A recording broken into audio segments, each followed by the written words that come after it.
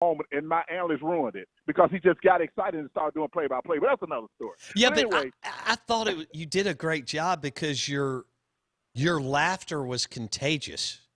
man, because it was so funny. Okay, when he got in the game, I said, he may be able to hit this shot if they leave him open, because every time I go to Jackson State's gym, he's always in there shooting half-court shots, and he makes them. And I said, he might make this if he shoots it, because he missed the first two. He missed the first three, I think, the first two or three, and he made the last one, and that's why it was so funny. He didn't jump. It was a set shot. It was a set shot from near the half court. That's why I was so tickled. That's what had me laughing, and he made it, and everybody goes nuts. They just go crazy. And so if you're just joining us, Thomas Snacks Lee from Jackson State is now an ESPY winner. And Rob J., part of the Jackson State Sports Network, was obviously, as he just said, color analyst for it. And the way this all played out is it's both bizarre and remarkable. And now the young man has embraced it, and Kevin Durant has he's received a tweet from Kevin Durant, and now did you see this, Rob? He's talking about playing in the NBA All-Star Celebrity Game next year. Yeah, but he was scheduled to do a lot of things. He was scheduled to play in that.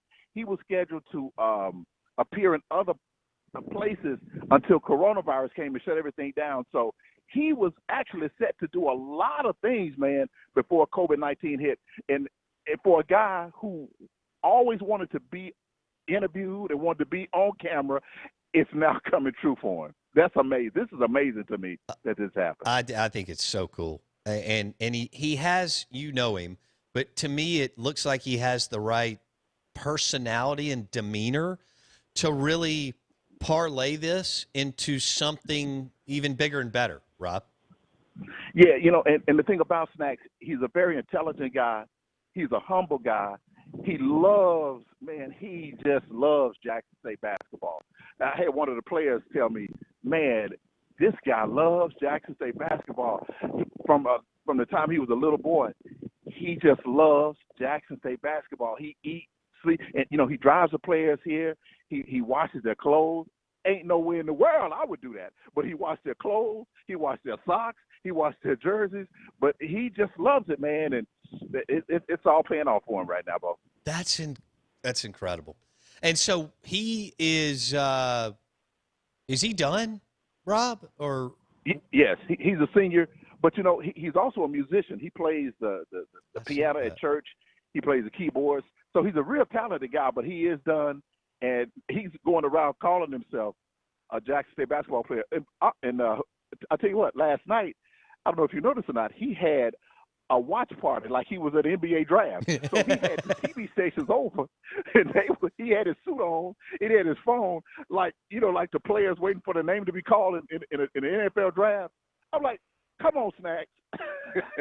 Hey, Rob J. He's excited, man. He should be. He should be. Rob J. with Jackson State Sports, longtime WLBT, joining us on the Miller Lite guest line. You're listening Out of Bounds, ESPN 105.9 The Zone. Yeah, I saw where he mentioned Thomas and Friends, his band, where they play jazz, R&B, and a mixture of everything. Rob? Yes, sir. Yeah, and he plays in the church. He has a band, and he's come out to Jackson State to perform. So. That's and cool. one thing about it, he's lost a lot of weight. So Snacks is trying to take advantage of the situation. He lost a lot of weight. I think he lost about 40 pounds. And wow. So he's doing pretty good, man. He's doing real well. I'm telling you, he will be able to monetize this thing. Heck, last night he had a Buffalo Wild Wings patch on. Oh, Rob? I forgot. Buffalo Wild Wings is sponsoring Snacks. Boom. Boom. Snacks is a salesman. Yes. Yes. Look, this guy is legitimately into sports marketing. Oh, absolutely, man. Bo, he's a good guy, man. He's a real. I'm so guy. happy He got a for real him. Good family. They had a parade for him last weekend had a parade for him. How the cars go around. Great. Yeah. I'm loving it. I mean, Yeah. you never know. This guy he can make if not hundreds of thousands, this day and age, the way that things can, go viral and so on, he may make into seven figures. We'll see. Rob J.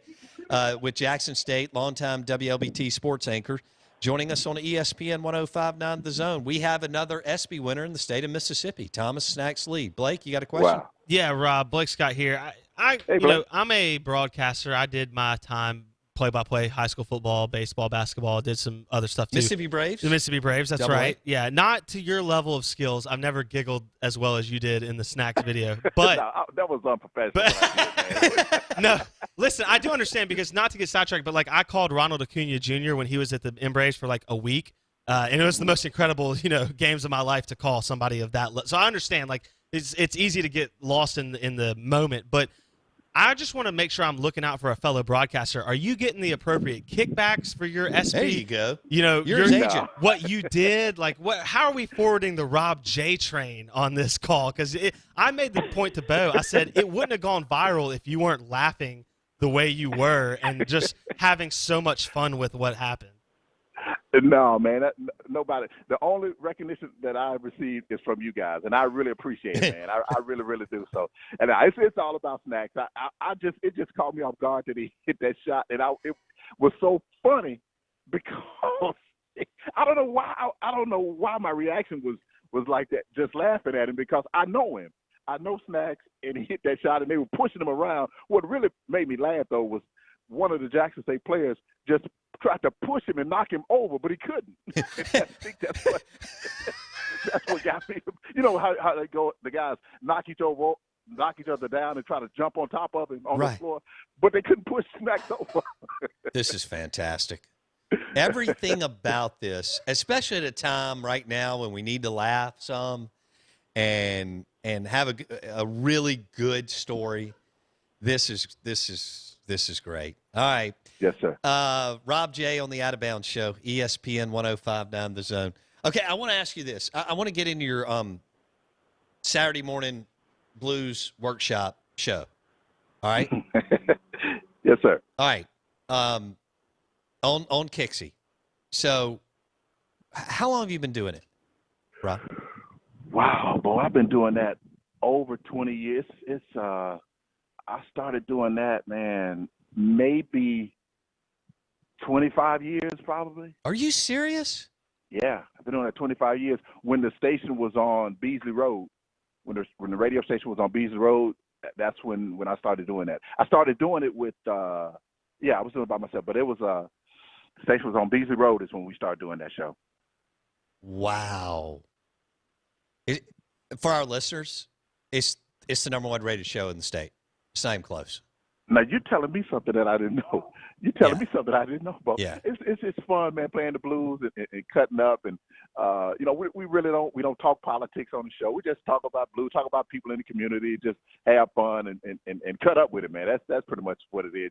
It's just a 4-hour comedy show, really. It really, yeah.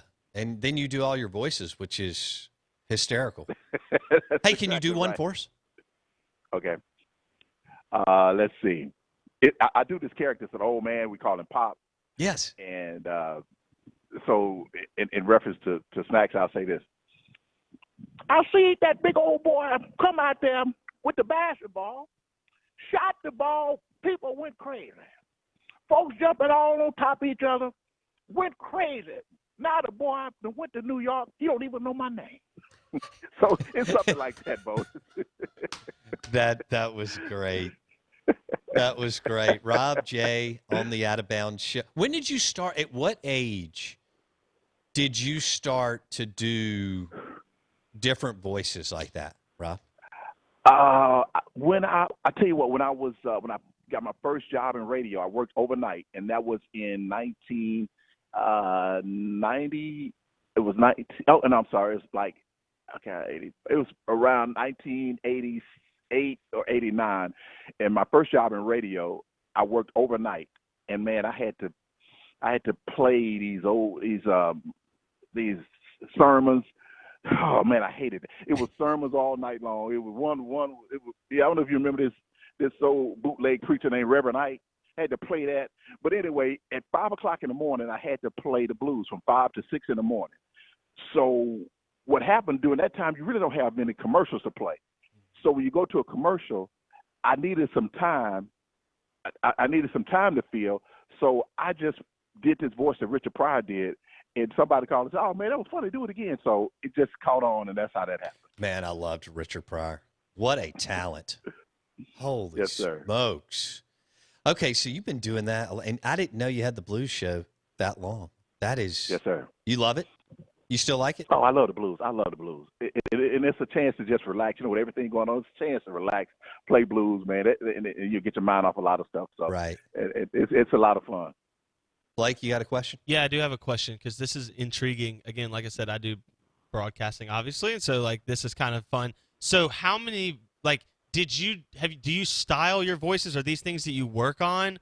And how much of your, I mean, why not pursue that? Because that seems kind of interesting. It seems like you could maybe get out of sports and go down a different path. Have you thought about doing that? Have you, what? Because I mean, that was pretty good. I'd like to hear some more voices now. That's you mean doing play-by-play? No, I mean doing your not sports related broadcasting, like a comedy stand-up. Yeah, doing your own show, like what Bo does, but doing it for jazz / your blues / your voices, whatever it might. Because it seems like you're more than just the generic play-by-play broadcaster, obviously. No, I really love doing play-by-play. To be honest with you, I really never thought of doing you mean like a variety show or something like that? Yeah. No, I really hadn't given it much thought, but maybe I need to though. But I would. I don't think I was that good at it. I'm just really, to be honest with you, just messing around with it, man. That's all.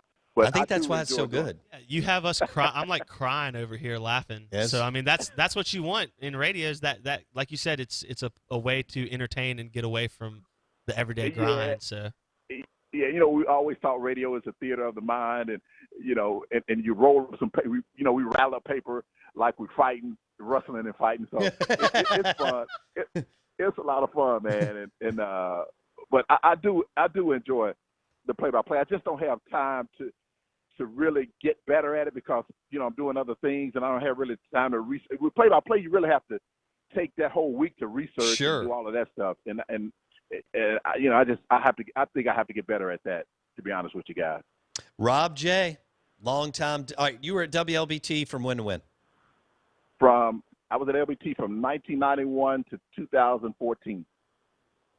Wow. That's a long. Some great players that you covered. Wow. Oh my God. And coaching personalities and some really good coaches too. That's Coach. Speaking of coaches, Lafayette Stribling is going to he's going to be honored. He's July 11th. Tougaloo College is going to honor him.